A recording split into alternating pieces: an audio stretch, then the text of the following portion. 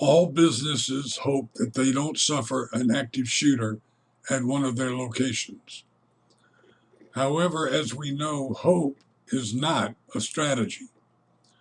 There are two specific strategies that you can implement, which will reduce, and in some cases significantly reduce, the chances that an active shooter will target one of your business locations.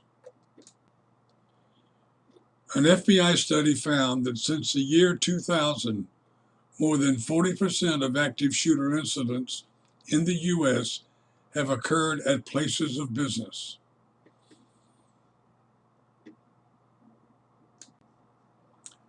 As I mentioned earlier, there are two specific strategies that businesses can implement to reduce the chance that their locations will have an active shooter incident.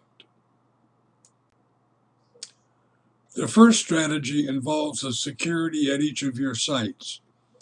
We know that active shooters prefer soft targets, which are sites that have little or no visible security. They will actually change their target from a hard site to a different, softer site. Businesses should harden the security at their various locations to reduce their attractiveness to active shooters. You don't have to have uniformed armed guards at the entrance to your facilities, especially those facilities where free and open access by the public is essential to the location's success. There are, however, strategies you can employ to harden your sites without deterring the customers from coming in. The FBI study concluded that which type of terrorist is the primary threat to a specific business location depends on the importance to that business location of free and open access by the public.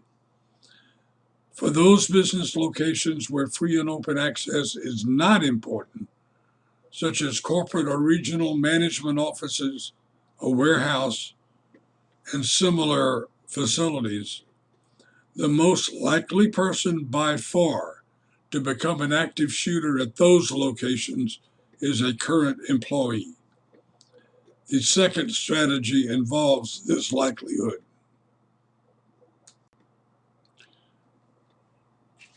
We know two things about active shooters that can help us implement strategies to reduce the threat. Number one, they do not snap. Rather, they plan the violence over days, weeks, and sometimes months. And number two, during the planning phase, they disclose or hint at what they are planning, sometimes on social media. We call this leakage. Leakage occurs in more than 70% of active shooter cases. In their report, the FBI recommends that every company should establish a threat assessment team.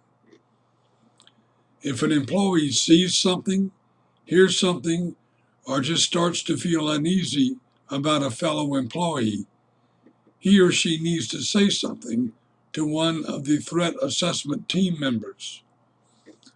These members include a manager from the Human Resources Department, the manager in charge of security, and one or two other management personnel. I want to express in the strongest terms how important this is. It is likely that a fellow co-worker will see or hear the leakage. It is equally likely that a member of the threat assessment team will not know of the threat unless and until that co-worker tells them. If that employee knows something, suspects something, or just feels uneasy about a fellow employee, he or she can save lives by talking to a threat assessment team member. My name is Robert K. Bennett, and I wrote the book, Active Shooter Strategies: How to Prepare for, Respond to, mitigate, and prevent active shooter incidents. The book is available at Amazon.com.